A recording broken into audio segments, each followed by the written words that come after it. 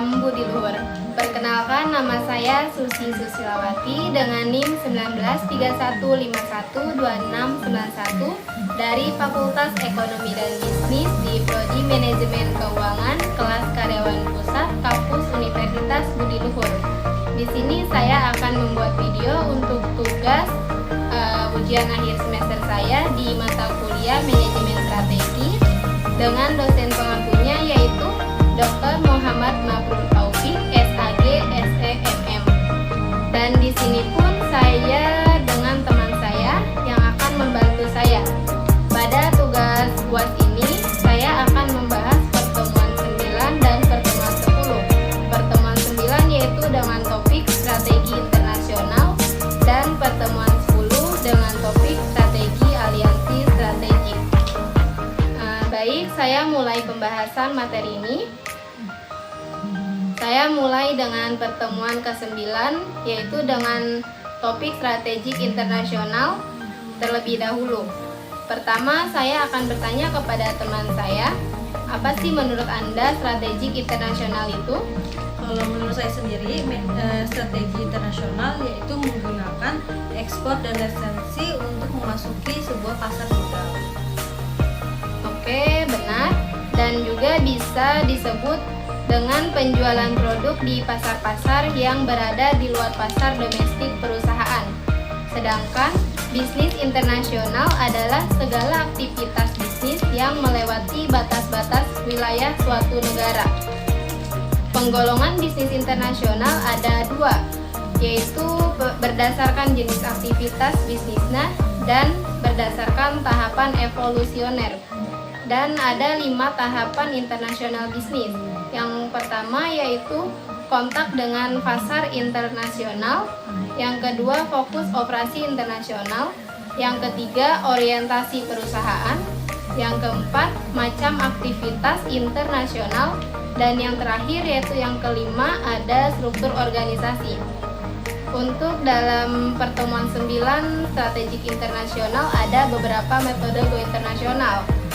Coba Anda sebutkan metode go internasional yang Anda ketahui. Kalau saya metode go internasional ada ekspor, 1, 2 itu ada pemberian lisensi, 3 kontrak manajemen, dan 4 itu kontrak manufaktur. Oke, di sini saya akan sedikit menjelaskan pengertian metode go internasional yang telah disebutkan oleh teman saya. Sebelumnya saya akan menambahkan 1 metode go internasional dan totalnya ada 5 metode go internasional. Yang pertama yaitu ada ekspor. Ekspor yaitu perusahaan dapat menjadi eksportir langsung dan eksportir tidak langsung. Eksportir tidak langsung yaitu menggunakan perantara. Dan yang kedua yaitu ada pemberian lisensi. Melalui lisensi, suatu perusahaan pemberi lisensi menghibahkan beberapa hak kepada perusahaan asing. Yang ketiga yaitu kontrak manajemen. Terjadi bila suatu perusahaan menyewakan keahliannya atau pengetahuannya kepada pemerintah atau perusahaan luar negeri. Yang keempat ada kontrak manufaktur. Dalam kontrak manufaktur, TNC melakukan kontrak dengan mitra lokalnya dalam jasa manufaktur. Namun TNC tidak mendirikan lokasi produksi sendiri. Dan yang tambahannya yang terakhir yang kelima yaitu franchising, yaitu hampir sama dengan pemberian lisensi. Selain menghibahkan izin penggunaan nama, proses, metode atau merek, perusahaan induk membantu penerima franchise dalam operasi dan atau pasok bahan mentah. Mungkin hanya ini yang bisa saya bahas untuk pertemuan 9 dan saya lanjut ke pertemuan 10 dengan topik strategik aliansi strategik. Pengertian aliansi strategik yaitu globalisasi ekonomi, meningkatnya jalinan kerjasama antara pelaku ekonomi di berbagai kawasan. Syarat aliansinya yaitu bergesernya fokus perhatian dari ROI menjadi ROS.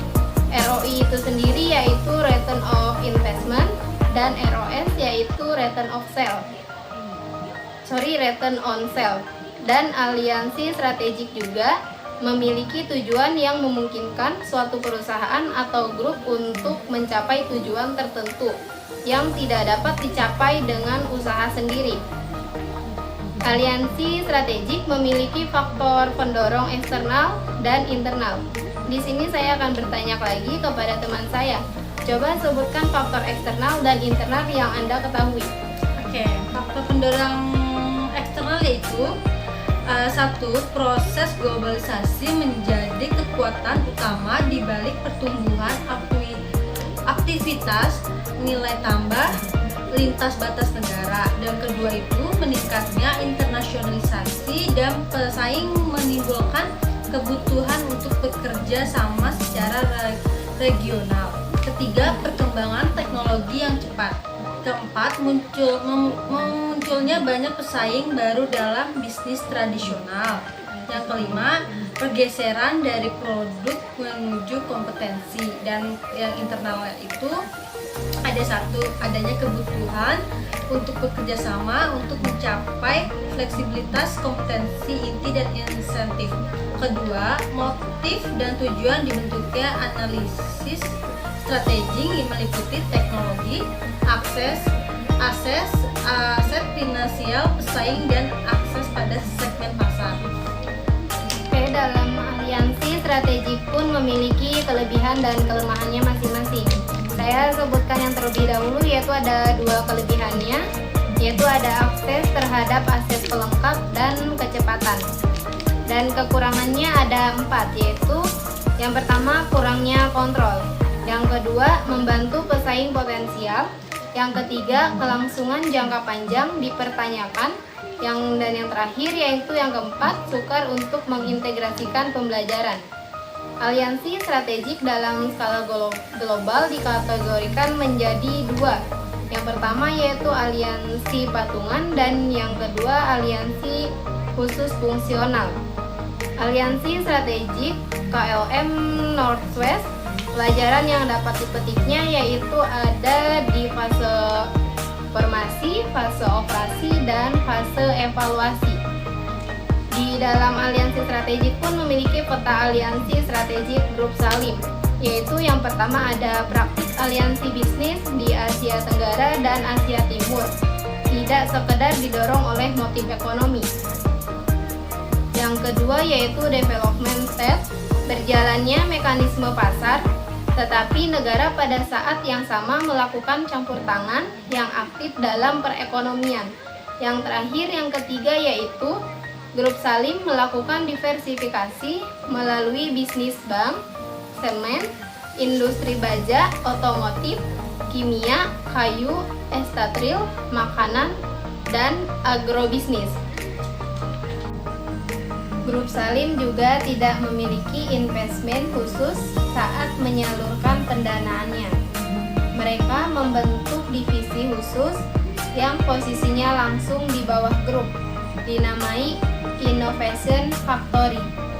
Divisi ini khusus menyalurkan pendanaan tahap awal.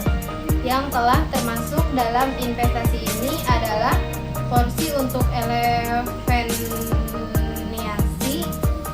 Ilote, dan Jaga Diri. Di samping itu, investasi yang dikeluarkan saat ini masih dilakukan sendiri tanpa CO Invest dengan investor lain. Dalam Grup Salim juga memiliki filosofi investasi. Filosofi investasi Grup Salim yaitu seperti CVC kebanyakan. Grup Salim cenderung lebih memiliki startup yang memiliki unsur berkaitan dengan lini bisnisnya agar dapat mendukung eskalasi bisnis exciting. Industri pendukung lainnya seperti fintech dan SaaS yang juga turut dicuri meski tidak dilakukan secara agresif. Sekian materi yang bisa saya sampaikan, semoga mudah dipahami dan bermanfaat. Dan tidak lupa saya ucapkan terima kasih kepada teman saya yang sudah meluangkan waktunya. Mohon maaf jika ada salah kata dan terima kasih. Selamat malam, salam budi luhur.